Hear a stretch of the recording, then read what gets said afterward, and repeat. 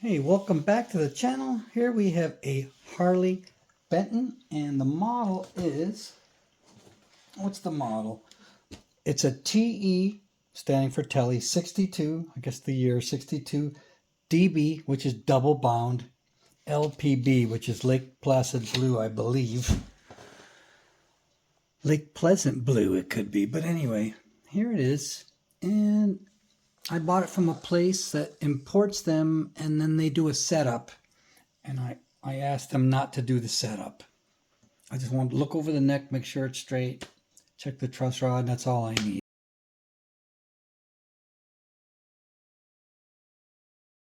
Okay, now take a look at the action here. Look at it. It's low. See, it's low. And that's representing the nut cut to 11 thousandths of an inch. Pretty smart, huh? So I'm showing you what, and the neck almost has no relief. So this is what the action will be like. Even before I work on this guitar, I know it's going to play really good. And it has no issues up higher. So this guitar has a really good neck.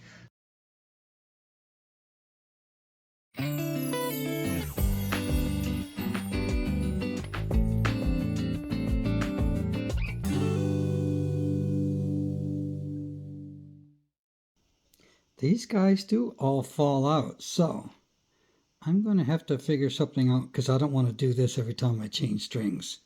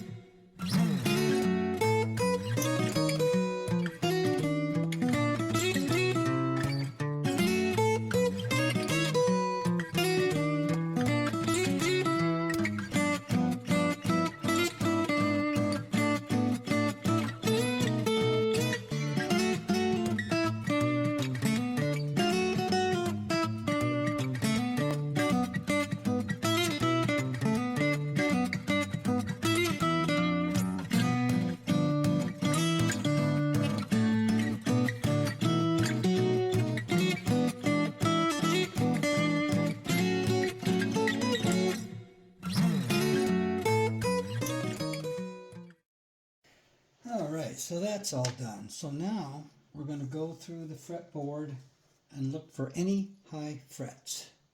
So we'll do a few together before I do the high speed. Got the neck nice and straight.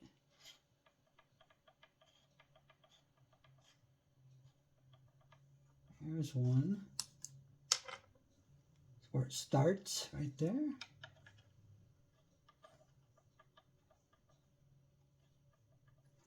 That's here. So I assume that's all up through here.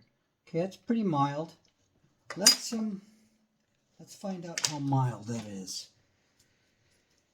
Let's see. 2,000. Is it 2,000ths of an inch mild?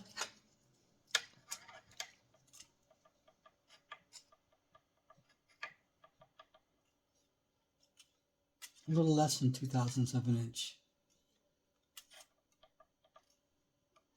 So it's probably like 1,000ths of an inch. How many high frets do we have? The number is 14. But these are barely anything. The largest one is right here. That is I think it's 4,000ths of an inch. That's the big granddaddy. That's how big it is. So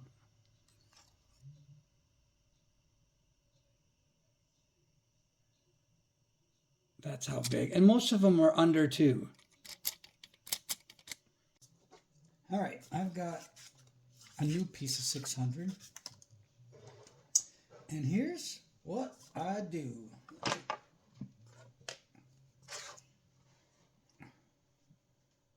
I don't want to spill my coffee because. All right.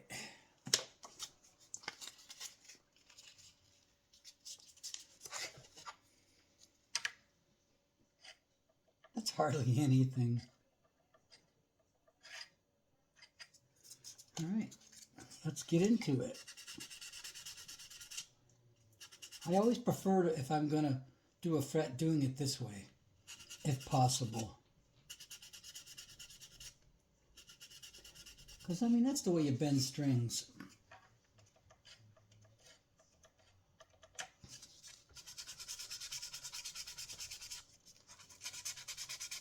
Yeah, this would go faster if I used coarser strings, but I don't want to put big scratches in these frets. So once I get them all, the high ones leveled,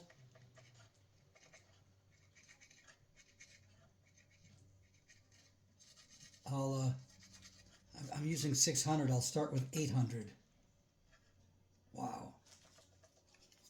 It's not high at all. Gotta be careful you don't go too much.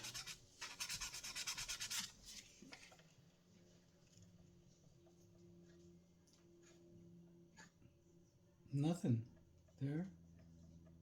A little bit. So it's just here now.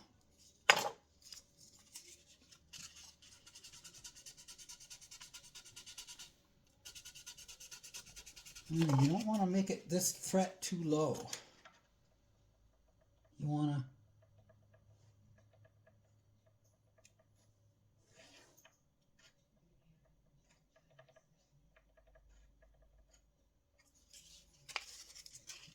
what was I saying? You want to what? I don't know.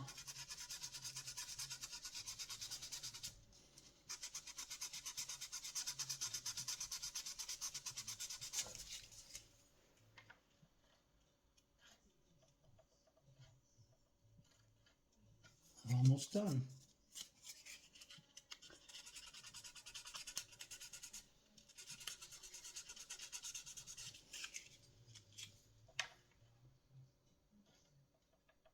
A little bit.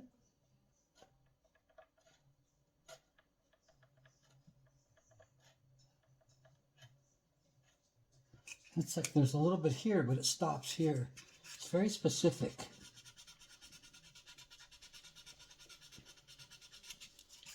Such a tiny measurement.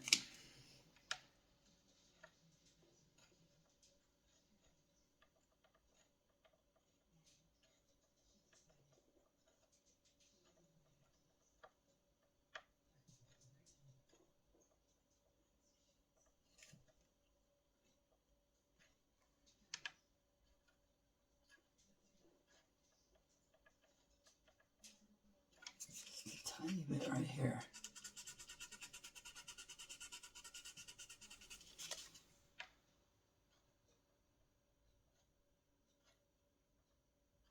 It's almost gone.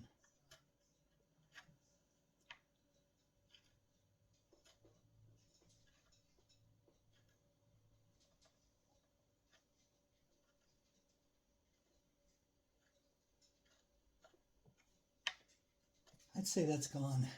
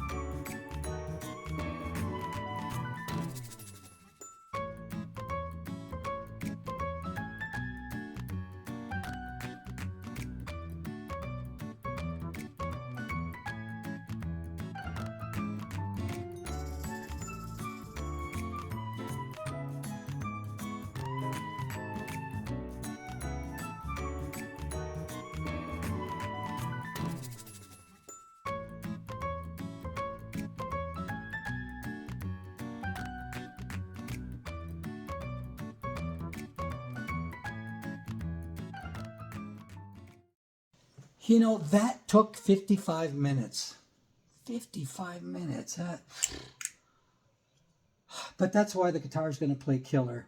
And don't forget, I wrote down inside here what I think the action will be, or somewhere close. So now I'm going to leave the 600 out because I already dressed the high frets with 600, and I'm going to go right up to 3,000. So, of course, we're going to high speed that too because I don't want to put you to sleep, right?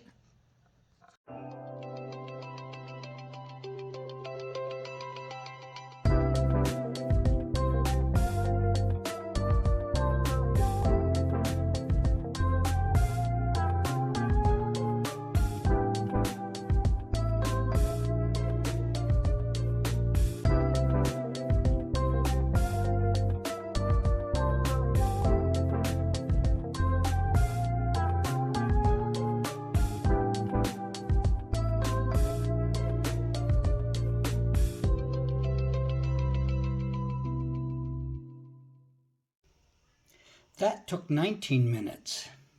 So now we're ready to polish. Then we can put the strings on and start getting it set up.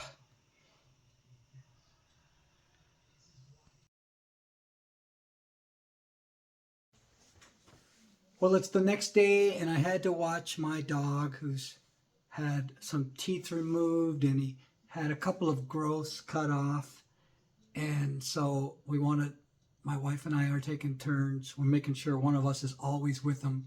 So I had to abandon the Telecaster setup till today. So let's get back to it.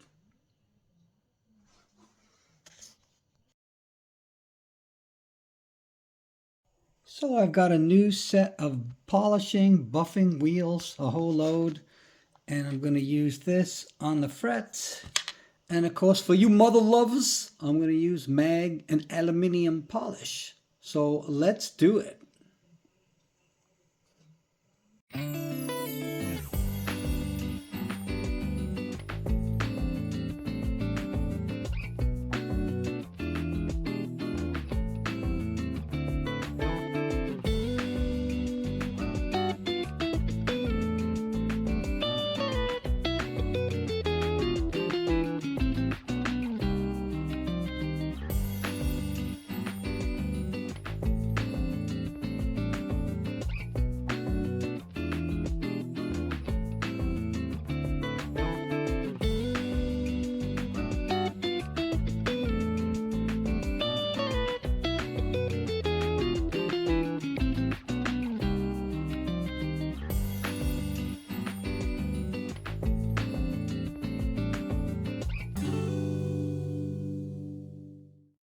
Okay, so all the frets are done. Might be a little bit of a mess on my bench here from the polish. What I'm going to do is I'm going to oil the board, let that sit. I'm going to do a little work on the saddles over here. I might just smooth this out a little bit on the saddles, just a tiny bit, while the lemon oil is drying.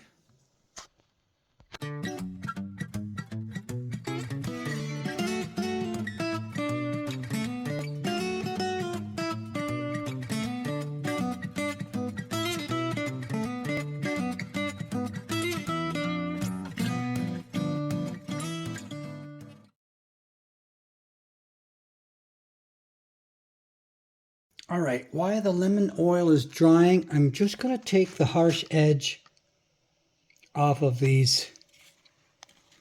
I don't know if I can do this while I'm holding the camera. Just going to take the harsh edge off with some 400. Just going to smooth out those edges a little bit, just a bit. Very subtle, the E, B, and the G. Just a little bit. Just soften that edge just a little bit. I'm still waiting for that to dry a bit, so I'm going to pop these off and make sure everything's tight. Just take a little peek in there. Come on. And pull off the plastic film.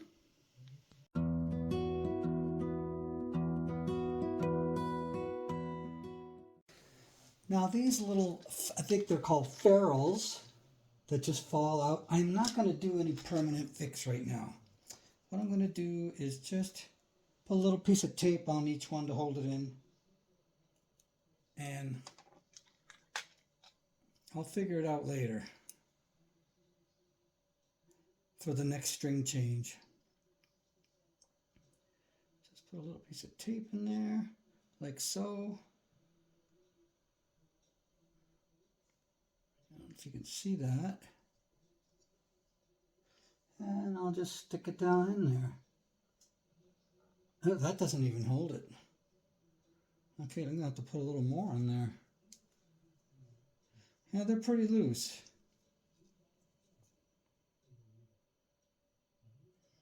It's a little bit aggravating. I'll just wrap it around the little piece that was already there on this one. It's a little annoying. You know, the thing about these guitars, they're so picked apart. I mean, and what does it, if you buy this guitar in Tolman from Germany, I know the shipping is really reasonable. I mean, that could change one day, but it's really reasonable. And they're so cheap. I think it still wants to pop out. Well, maybe not. You got to consider the price point. It shows you how other guitars are marked up so much, like Squier, you know, like that new Chinese standard Stratocaster and Telecaster, and they really mark up the stuff a lot because it's got that Fender name on it. Fender's been gouging people for a long time. Anyway, I don't even know if that was enough. Yeah, I'm going to have to come up with some kind of solution. I don't really want to glue them. But I mean, I didn't say I was going to keep this guitar. My BM75, I'm definitely keeping that. That's my new Stratocaster as far as I'm concerned. And like I've said many times lately, I don't hate Fender guitars at all. I don't like the company. They're so, that one's in tight. They're so greedy. They're just so greedy. And they do shoddy work. I mean, I don't know. When I was a kid, growing up in the 60s, early 70s, things weren't so stinking cheap. Although the 70s, that's when things were starting to, corners were getting cut. In the 80s, really.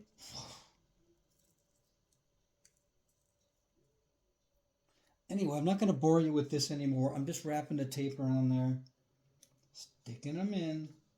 You'll probably see a few of these Harley Bentons with some kind of little washer here because the guy lost them.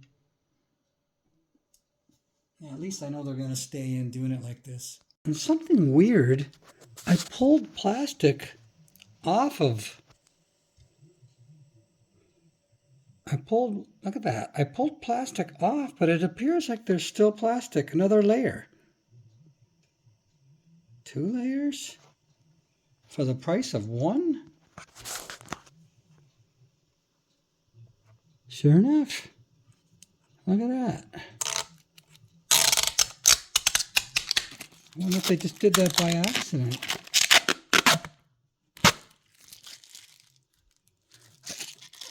Do you notice how it comes off? There's not a bunch of little pieces, like when you do it on a Strat.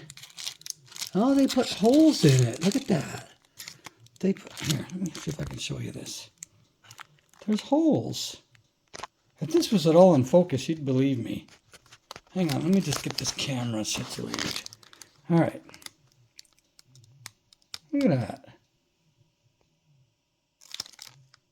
I'm really having camera issues right now. There's holes wherever there's a screw. Harley Benton, good for you. Or whatever company made this guitar. That's cool. I like that.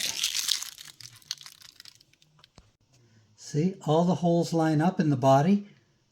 That wasn't the case on the 50s Ventera Telecaster I had. It was a 50s modified. I had to re-drill them.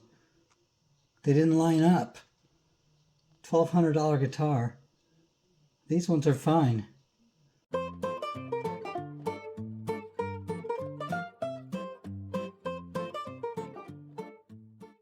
All right, someone came to the door. That's why it was cut short, putting the strings on. Now I just have to cut the nut. The neck is, there might be 1 or 2 thousandths relief in it. So, I got to cut the nut. You can see cutting the nut will make a little bit of difference. Cutting the nut and setting the intonation and then checking the action. I think we're done.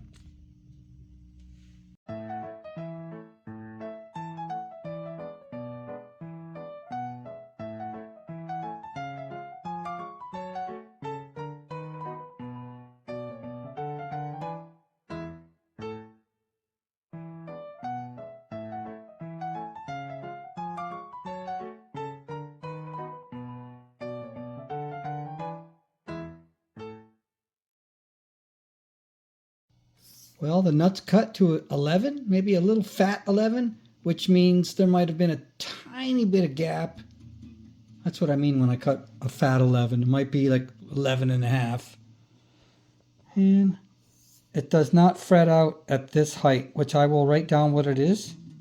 And then we'll see if what I wrote in there was correct.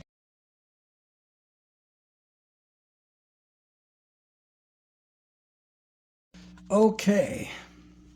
Here are the specs. I just wrote them down. Obviously, I always cut the nut at 11. The relief, holding down the 1st fret and the 21st fret at the 9th, is 2 thousandths. I have this neck very straight. The action at the E, check this out, and it doesn't fret out. You can bend notes. 36 thousandths. And at the 6th string, 47 thousandths. Now, what was that number that Gibson recommended? Or what was it? I don't know where is it? Where is it? Of course, now I can't find it. Oh, here. Gibson recommends 47 on the high and 78 on the E. That's their recommended. That's well, just look, 47 and 78. Here you got 36 and 47. So let's see how close I was. I thought it'd be 38. It's 36. I thought it'd be 46. It's 47. Woohoo! 1 thousandth of an inch on the 6th string and 2 thousandths of an inch on the 1st string. Not bad. So you see how much work I put into this. I took care of all the high frets. Before I did anything else, I took care of the high frets. And that took a long time. There's a few hours into this. This is like the 2nd day of working on it. I haven't been able to hit it non-stop because of my pup. They don't want him to take out his stitches, and of course, my #1 priority is him. He's my boy. So anyway, that is the setup.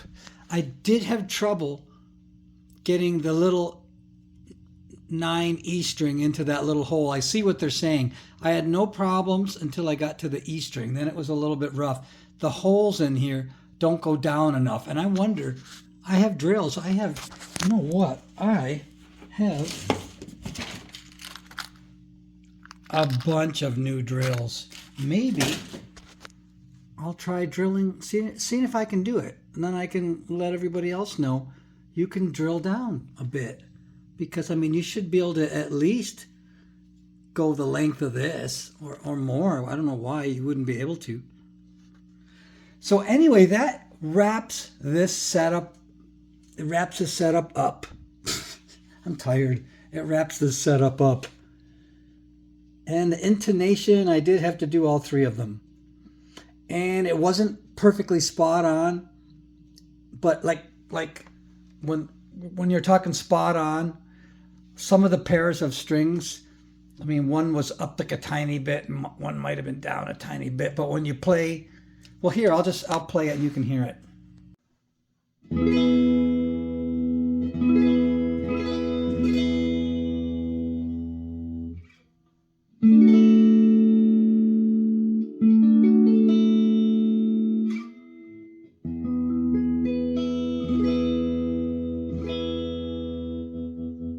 So that's it for today. Thanks for coming by. You want to hit the like, subscribe. That would really help me out. I really would appreciate that. I'm just a small fry here in a sea of YouTube. Yeah, that's it. I'll probably do a review of this guitar and some sound tests, but that's just the setup, and it plays good. It plays really good. It's at this price point, it's very impressive guitar. So that is it for today. Take care. I will see you next time.